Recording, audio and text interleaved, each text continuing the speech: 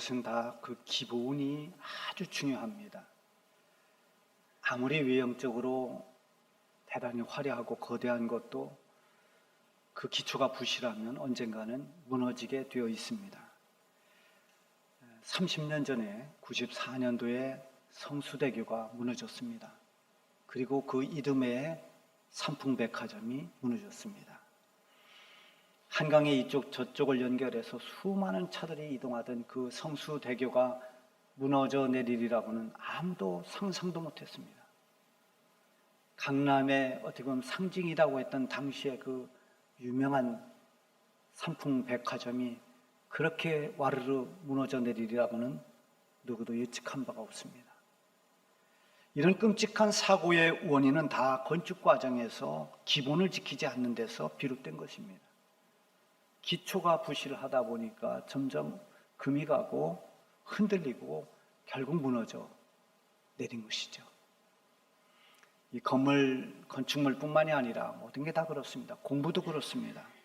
기초적인 것, 기본적인 것을 잘 해야 점점 더 어려운 문제들도 풀어갈 수가 있습니다. 특히 수학이 그런 것 같습니다.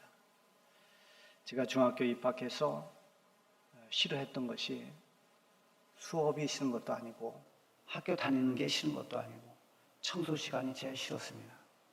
먼지가 얼마나 날리는지 쿵쾅쿵쾅 의자를 뒤로 밀고 다시 올리고 하는 이게 너무 번거롭고 먼지 속에서 하는 게 싫었는데 담임 선생님이 이렇게 말했습니다.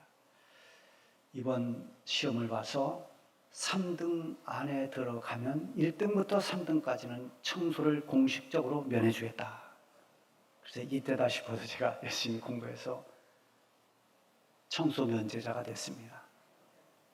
근데 청소를 면하고 나면 굉장히 좋을 줄 알았는데 청소 시간에 아무것도 안 하고 빈둥빈둥 놀려니 어디가 어디 있어야 될지를 모르겠고 그것도 굉장히 힘들더라고요. 근데 문제는 제가 특별활동반에 미술부로 끌려가면서부터 문제가 생겼습니다. 미술부가 하는 일이 굉장히 많았습니다. 학교 환경정리도 미술부가 다 했습니다. 각종 미술대회에 참석하기 위해서 그림을 그리고 미술대회 전에 미리미리 가서 그림 그리고 뭐 이런 일들 여러 가지를 하다 보면 수업을 자꾸만 빼먹게 됐습니다. 그러다 보니까 가장 제대로 진도에 못 따라갔던 것이 수학입니다.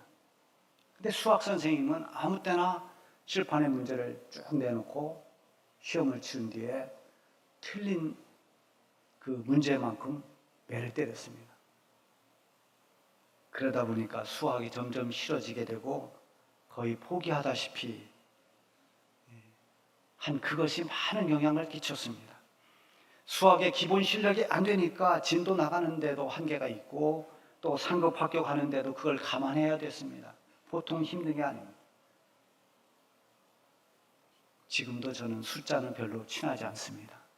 그 영향인지 아니면 본래 제가 숫자에 약한지는 모르겠어요.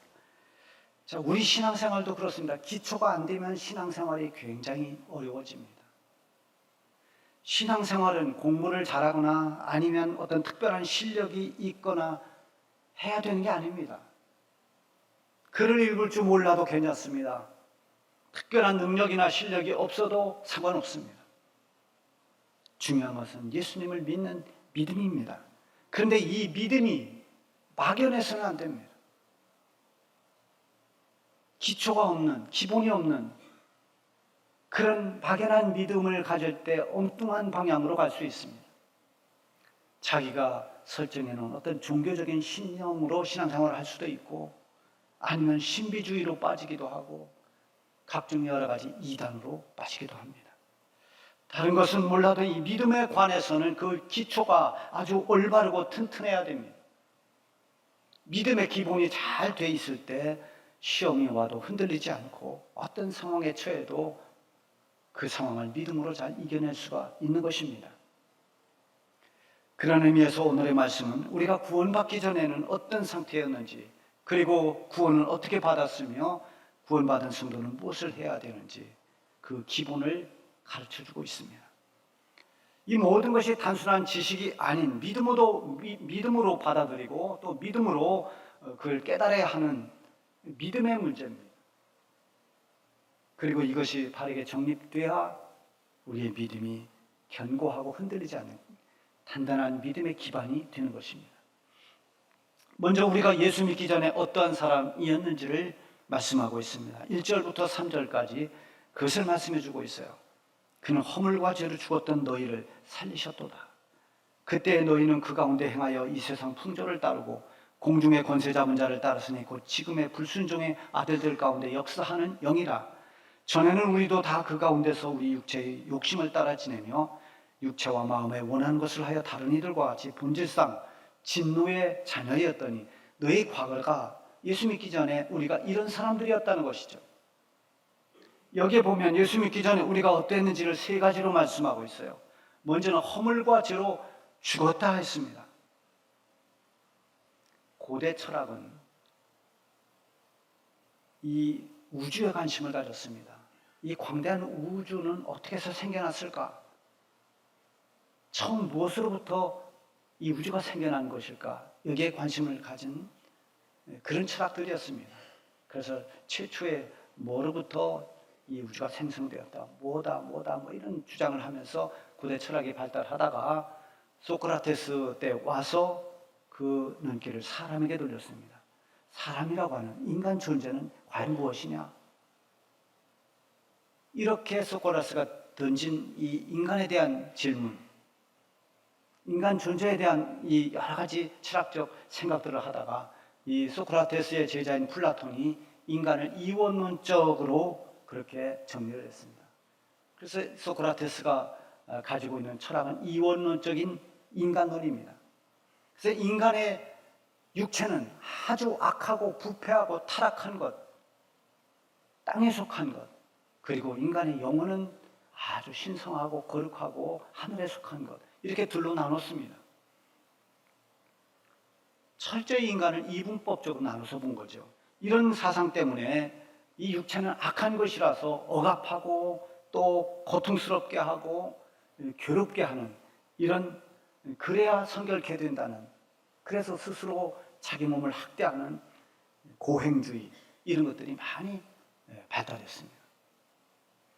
그리고 이 사상, 이 이원론적인 사상은 이단을 양산하는데 굉장히 큰 몫을 했습니다. 초기 기독교의 가장 큰 이단이 영주주의였는데요.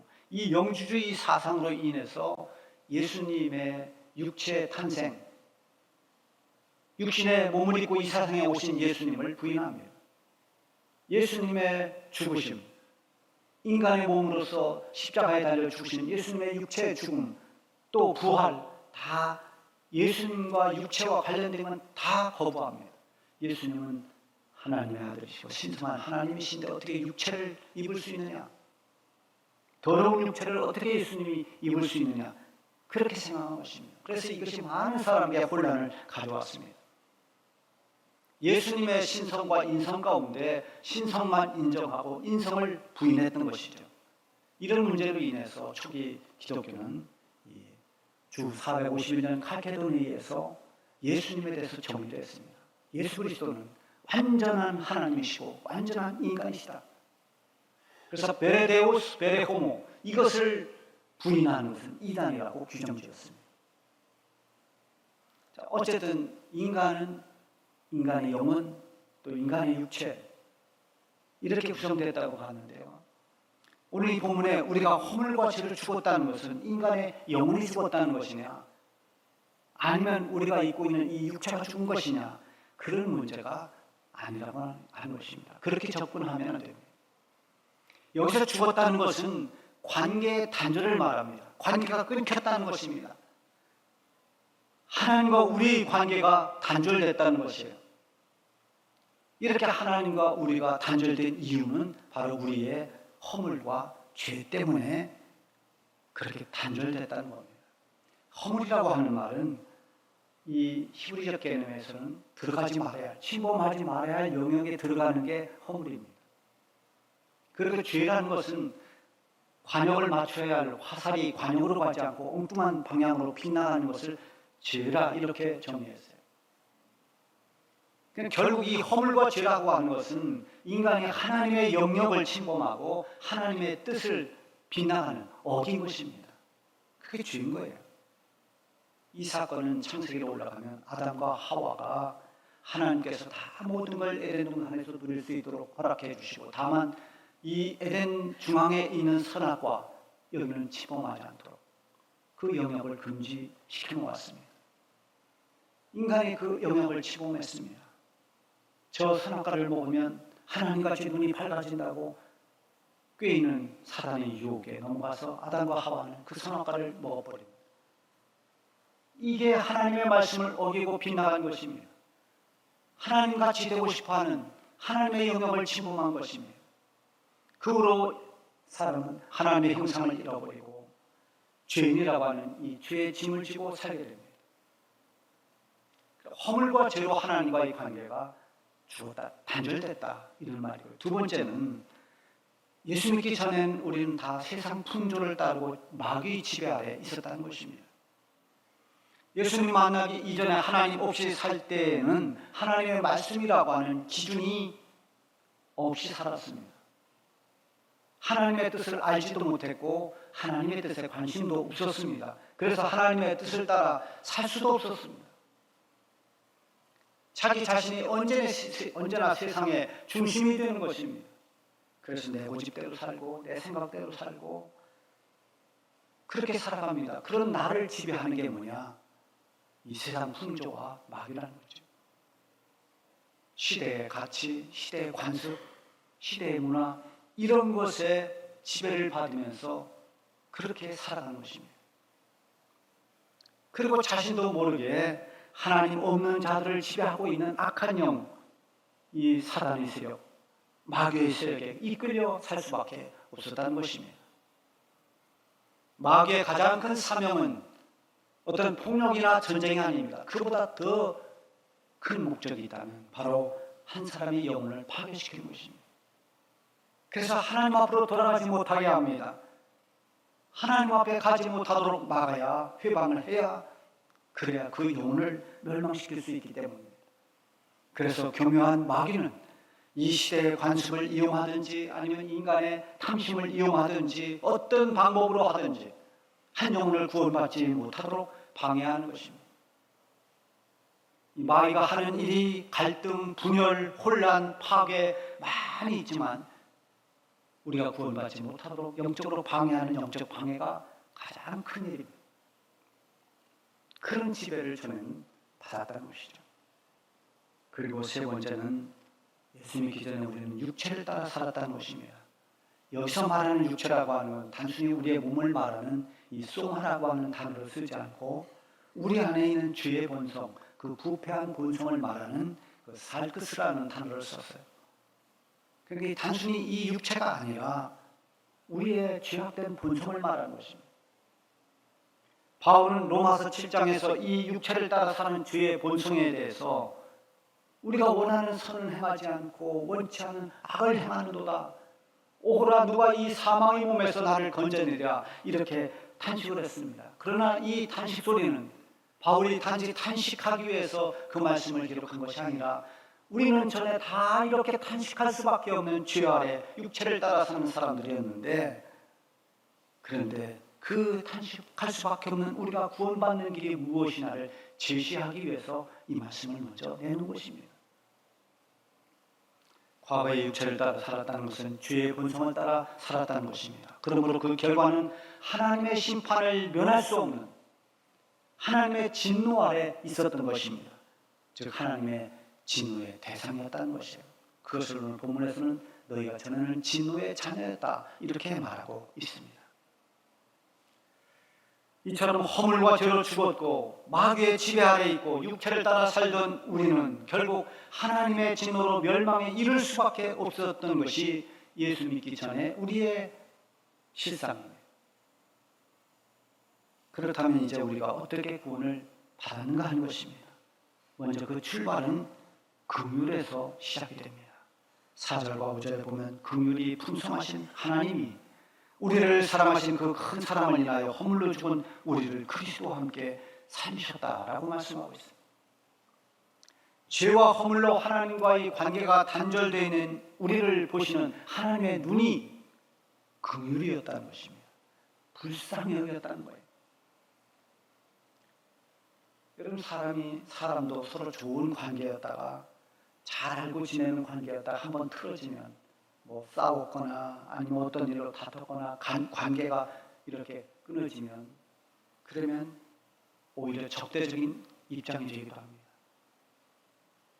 전에 지냈던 그 사람을 자꾸만 험담을 하거나 아니면 일체 관심을 끊어버리고 너는 나하고 상관없다 해서 무관심으로 그렇게 대하든지 뭐 이렇게 되어집니다. 심지어 가장 가까운 가족관계라 할지라도 관계가 단절되면 미움이 더해지거나 무관심하게 됩니다. 근데 이걸 해결하는 비결 가운데 하나는 긍휼입니다. 불쌍히 여기는 것입니다. 과거에 그런 간증들을 여러분 한 번쯤은 들어봤을 거예요. 전도하는 전도 간증 가운데 술주정뱅이 남편을 전도했다는 간증을 많이 들어봤을 겁니다. 그 동기가 미움에서 긍휼로 바뀐 것입니다. 어느 날 술을 먹고 누워있는 남편을 물끄러미 쳐다보니까 아이고 저 인간 하면서 미워했는데 불쌍하다는 것입니다.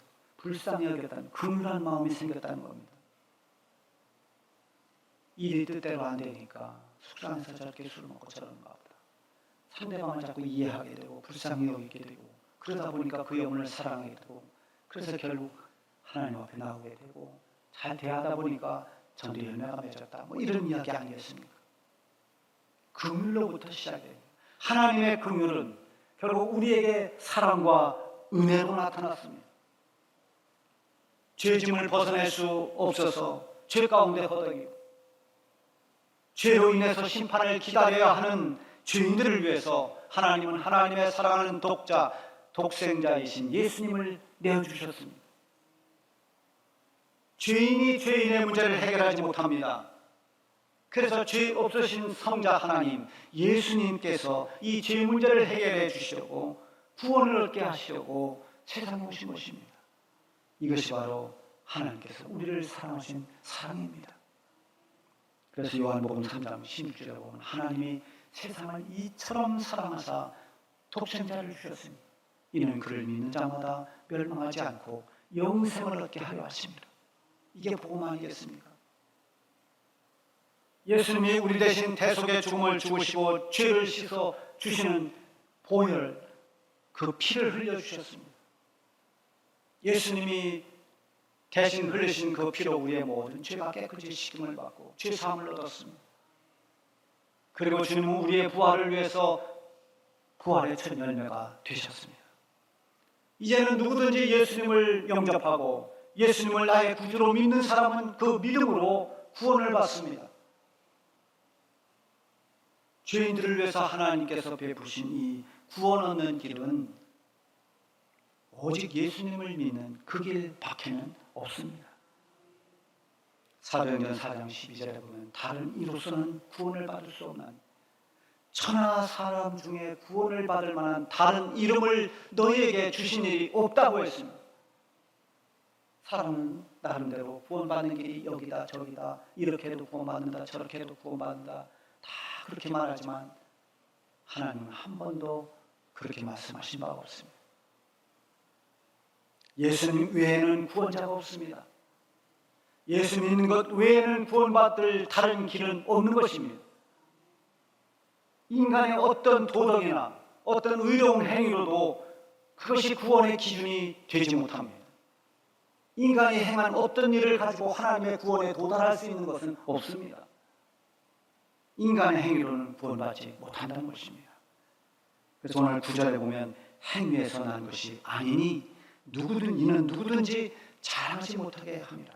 그래서 우리가 구원받는 것은 내가 잘나서, 내가 의로워서, 내가 착해서, 내가 좋은 일 많이 해서 이렇게 자랑할 수 없다는 것입니다. 그런 걸로 구원받는 게 아니라는 거예요. 오직 하나님의 은혜로 구원받았기 때문에 자랑할 게 없습니다. 우리의 구원은 행위에서 나온 것이 아닙니다. 오직 하나님께서 베풀어 주신 은혜에 응답하는 그 믿음으로 말미암은 것입니다. 오늘 8절에 보면 너희는 그 은혜에 의하여, 그래서 하나님의 은혜가 먼저입니다. 하나님이 베풀어 주신 그 은혜에 의하여 우리가 믿음을 갖게 되고 그 믿음으로 말미암아 구원을 받았으니 이것은 너희에게서 난 것이 아니라 하나님의 선물이라고 했습니다. 구원은 믿음으로 말미암아 주어진 것입니다. 그리고 그 믿음은 하나님의 은혜가 있었기 때문에 가능한 것입니다. 우리의 믿음이 하나님의 은혜로 인한 하나님의 선물이라는 사실을 잊어서는 안 됩니다.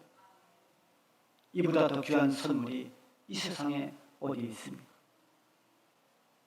믿음으로 얻은 구원의 선물, 하나님께 받은 이 소중한 선물은 세상의 그 어느 것과도 비교될 수 없는 가장 보배로운 축복의 선물입니다. 그러면 이렇게 믿음으로 말미암아 구원받은 이 하나님의 사람들은 어떻게 살아야 하나? 10절에 보면 우리는 그가 만드신 바라 예수 그리스도 안에서 선한 일을 위하여 지으심을 받은 자니 이 일은 하나님이 전에 예비하사 우리로 그 가운데서 행하게 하려 하심이라. 하나님이 창조하신 목적대로 그리스도 예수 안에서 선한 일을 행하며 살아야 합니다. 구원받은 사람은 하나님의 창조의 목적에 따라 선하게 살라는 것입니다. 성경에서 선하다는 것, 선한 일이라고 하는 것은 하나님 뜻대로 사는 것입니다. 하나님의 영광을 위해서 사는 것입니다. 우리는 이제 나를 위해 사는 것이 아니라 내가 아닌 하나님의 영광을 위해 살아가는 사람들입니다. 하나님의 뜻을 이루기 위해서 하나님의 사람으로 살아가는 사람들입니다. 이제 우리는 세상에 살고 있지만 하나님께 속한 백성이요 예수 그리스도 안에 사는 그리스도인이 되었습니다. 믿음으로 말미암아 구원받은 성도들은 예수님을 떠나서 이제는 살 수 없는 사람들입니다. 이것을 예수님은 나는 포도나무요 너희는 가지라고 이렇게 말씀하셨습니다. 떨어질 수 없다는 것입니다. 떨어질 수 없는 관계라는 것입니다. 예수님 떠나는 순간 죽는 것입니다. 믿음으로 구원받은 것처럼 세상을 사는 동안에 우리는 믿음으로 살아야 합니다. 믿음으로 주님을 의지하고 주님과 동행하면 우리는 약하지만 주님이 능력이 되어 주시고 우리는 할 수 없지만 주님께서 뜻하신 바를 우리를 통해서 이루어 가시는 것입니다. 예수님 안에서 믿음으로 살 때 6절에 있는 말씀처럼 주님과 함께 일으키시고 주님과 함께 앉히시는 것입니다. 믿음 안에 거할 때 주님의 죽으심이 나의 옛사람의 죽음이 되고 주님의 부활이 나의 부활이 되고 주님께서 예비하신 천국이 내가 돌아갈 본향이 되는 것입니다. 믿음으로 말미암은 구원의 이 기쁨과 감격이 충만해서 이 세상에서 오는 어떤 시험도 고난도 다 믿음으로 이겨내며 살아가시기 바랍니다.